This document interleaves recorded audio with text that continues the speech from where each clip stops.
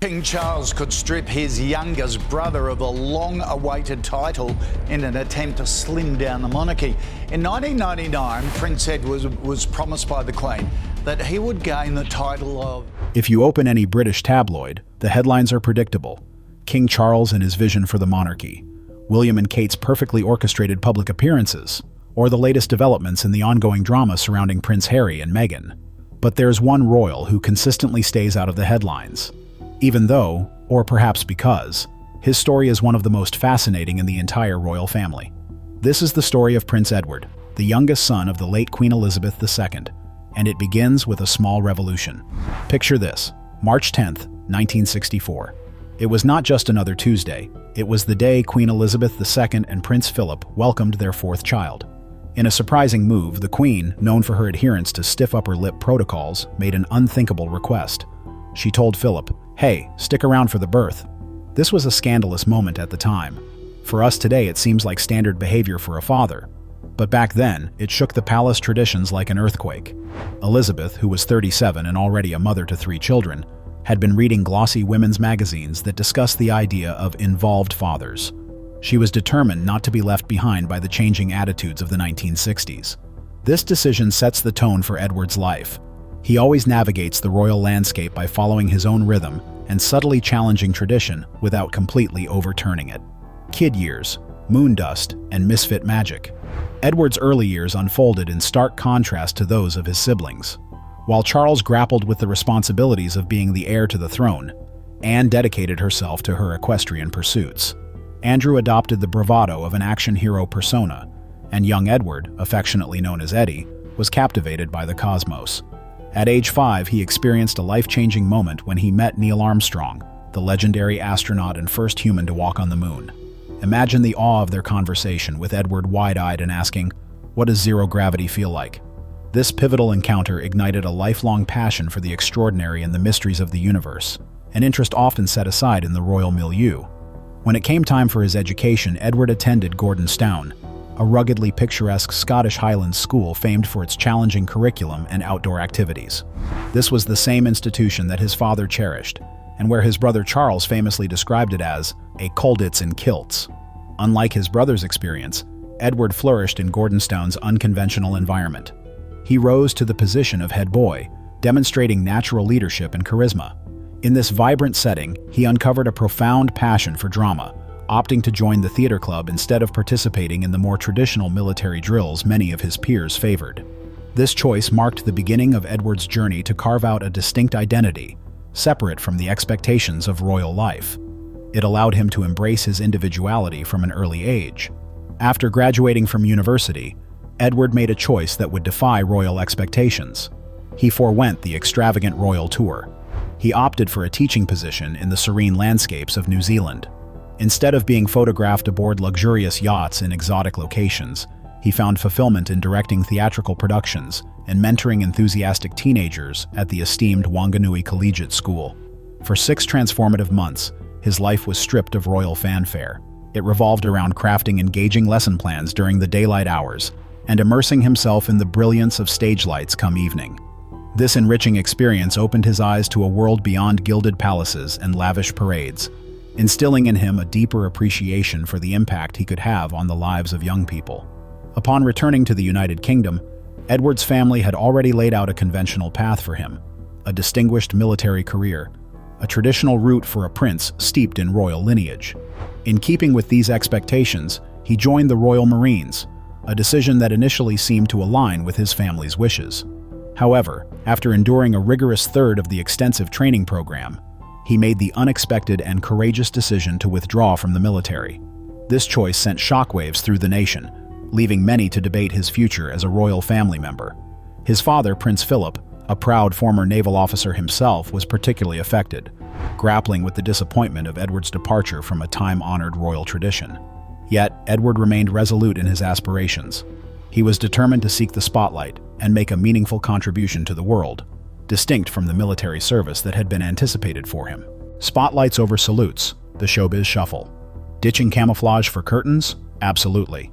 Edward Windsor steps into the vibrant theater world, aligning himself with Andrew Lloyd Webber, an undeniable titan of musical theater, at the prestigious Really Useful Theatre Company. He begins his journey at the grassroots level, dashing around to fetch coffees, meticulously cueing stage lights, and immersing himself in the delightful chaos that often eludes the royal family. This dynamic environment feels more authentic to him than the stilted formality usually associated with his lineage. By 1987, Edward took a bold leap into television, pioneering the UK's first royal reality show. The show was met with critical disdain, with harsh reviews branding it awkward.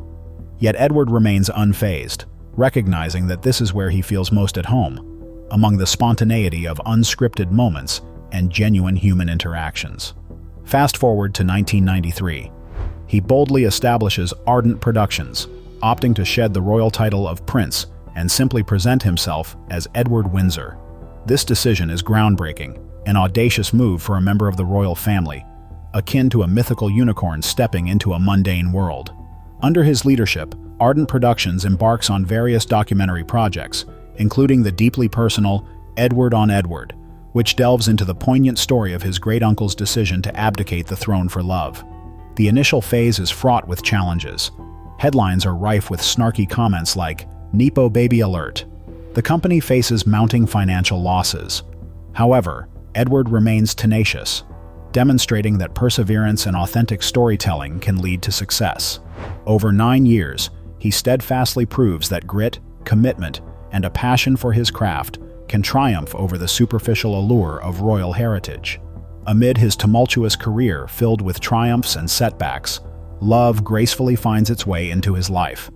During a charity tennis event, he crosses paths with Sophie Rhys-Jones, a resourceful PR expert known for her sharp intellect and keen understanding of public relations. Unlike the high-profile romances of his siblings that often take center stage, their relationship flourishes quietly and authentically, allowing them to forge a deep connection before they decide to take the significant step of engagement. Their 1999 wedding, held at the historic St. George's Chapel, epitomized Edward's personal style: sweet, simple, and elegantly understated, devoid of the extravagant fanfare typically associated with royal ceremonies. Despite the simpler touch, their union proves resilient and steadfast. Together, they emerge as a formidable partnership within the royal family. Sophie's innate charm and delightful sense of humor win over everyone she encounters, effortlessly capturing hearts wherever she goes. The Queen becomes particularly fond of Sophie, recognizing her genuine spirit and down-to-earth nature. In a gesture of deep affection and acceptance, the Queen graciously lends Sophie a stunning tiara, an honor reserved for the most cherished members of the family. This bond blossoms over private tea gatherings and profound conversations, enriching their relationship and solidifying Sophie's place within the royal sphere. Through this nurturing connection, Edward and Sophie evolve from the often overlooked spares into true MVPs of the monarchy, embodying a partnership that inspires and uplifts those around them. Back to the fold, stepping up when it counts. The year 2002 marked a pivotal moment for the British monarchy, as it faced increasing scrutiny and a need for revitalization in the wake of Princess Diana's tragic death. This period signaled a critical juncture where careers within the royal family seemed momentarily suspended, prompting a renewed commitment to public duties. Acknowledging the monarchy's precarious position, Prince Edward and Sophie, Countess of Wessex, seized the opportunity to take on more prominent roles, demonstrating their readiness to support the institution during a challenging time. In response to these dynamics, Queen Elizabeth II took decisive steps to stabilize the monarchy. She established a pension plan for those who had stepped back or been sidelined in their royal functions, effectively incentivizing a return to duty for family members, including Edward and Sophie. Edward, in particular, embraced this opportunity, incorporating some of his late father, Prince Philip's, cherished initiatives into his portfolio. Notably, he became heavily involved in the Duke of Edinburgh's award program, a legacy project dedicated to empowering young individuals through challenges and personal development, which also rekindled Philip's enduring commitment to youth engagement. Adding a touch of whimsy to his royal identity, Edward's wedding to Sophie in 1999 featured an intriguing twist. He was granted the title of Earl of Wessex rather than the more traditional title of Duke.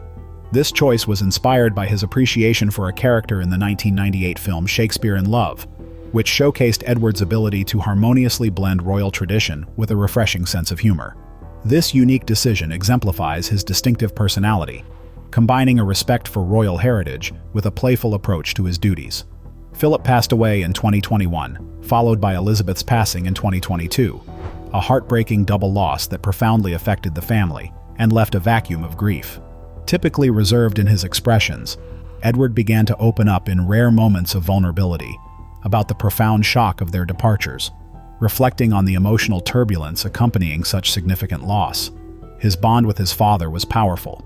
They shared a deep connection rooted in mutual values and beliefs. A beautifully framed portrait of Philip still graces Edward's study, a poignant daily reminder of their relationship and the lessons imparted. With Charles at the helm, Edward has adapted and found his stride within the royal family. Alongside his wife Sophie, they forms a formidable partnership, actively engaged with over 70 charitable organizations. Their work primarily focuses on empowering youth and preserving legacies that matter to them. They have maintained a graceful and dignified presence throughout their endeavors, avoiding the sensationalism that often dominates media headlines. Instead, Edward and Sophie remain steadfastly committed to their mission, focusing on tangible outcomes and lasting impacts within their community and beyond. The Roadmap for Royals 2.0.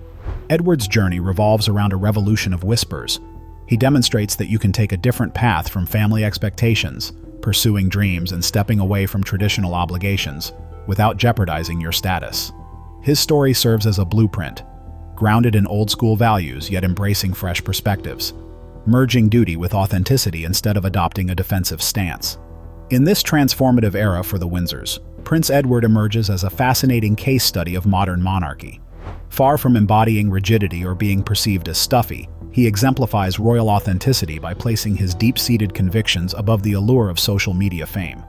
While the media often gravitates towards sensational moments, Edward is expertly weaving a subtler narrative where true significance lies within the nuanced details of his actions and choices. He demonstrates that even within the constraints of long-standing traditions, there is ample room for innovation and reinvention. Edward illustrates a compelling harmony between duty and personal belief, showing that they need not stand in opposition. Instead, they can coexist and enrich one another, creating a dynamic approach to royal responsibilities. In our contemporary landscape, perhaps this model of monarchy resonates most clearly, an emphasis on meaningful connections over the cacophony of public spectacle. Prince Edward could be the understated star whose unexpected nuances and genuine engagements resonate profoundly with the public. Which royal figure deserves greater acknowledgement for their significant yet understated influence? I invite you to share your insights below as we explore this intriguing conversation. If you value these nuanced shifts within royal histories and narratives, don't forget to like, subscribe, and activate the notification bell for more captivating stories that shine a light on the often overlooked dimensions of monarchy. Let's toast the unsung heroes who quietly shape their legacies.